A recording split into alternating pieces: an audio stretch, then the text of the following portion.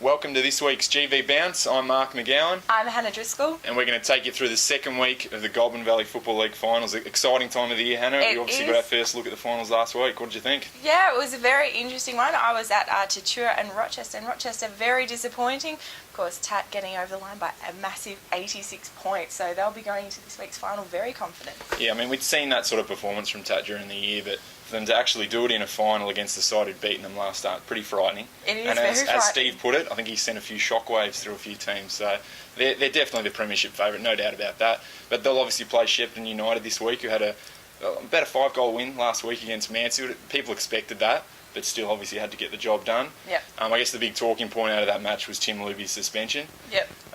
He sort of can't keep out of the headlines, I guess. He's either kicking 10 goals or he's in a bit of trouble. But look, he's such a valuable player. They're going to really miss him this week. Yep. Can they beat Tatura without him? Well, the thing is, Tatura is also going to be missing Steve Shaw, who himself suffered an injury last week, a compound fracture in his right hand. So that would be a big one missing from their forward line. Of course, Cam Truan didn't play the second half, or majority of the second half last week, but he should be back in this week.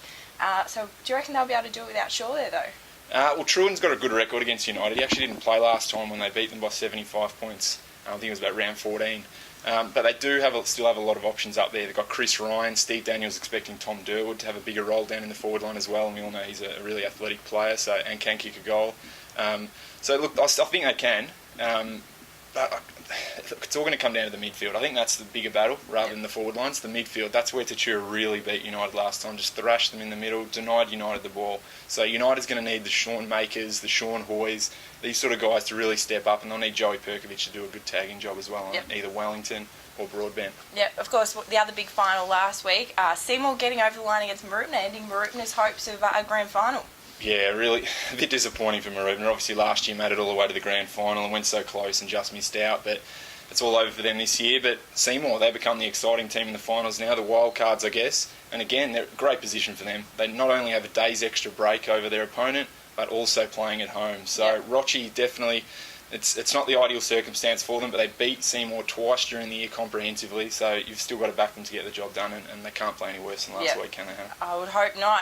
Rochi also hopefully getting back Heath Aiken from a calf injury, so he'll be a good inclusion, and they'll be really hoping that their big guys like Elliot Bowen and Guy Campbell step up, unlike last week. Yeah, as you said, a rare bad game from a guy like Guy Campbell, who won the Morrison Medal last year, captain Victoria Country. He's done it all in the game. He's won premierships, but you don't expect him to have 2 bad games in a row. So it'll be interesting, though, whether he lines up in defence or up forward. At the moment, it seems like he's going to be up forward, but he has shown this year in the second half, or at some stage in the game, he's generally been going back. So we'll see what happens there and what Peter White's got under his sleeve. Yep, and of course, the guy we can't go through without mentioning Sard.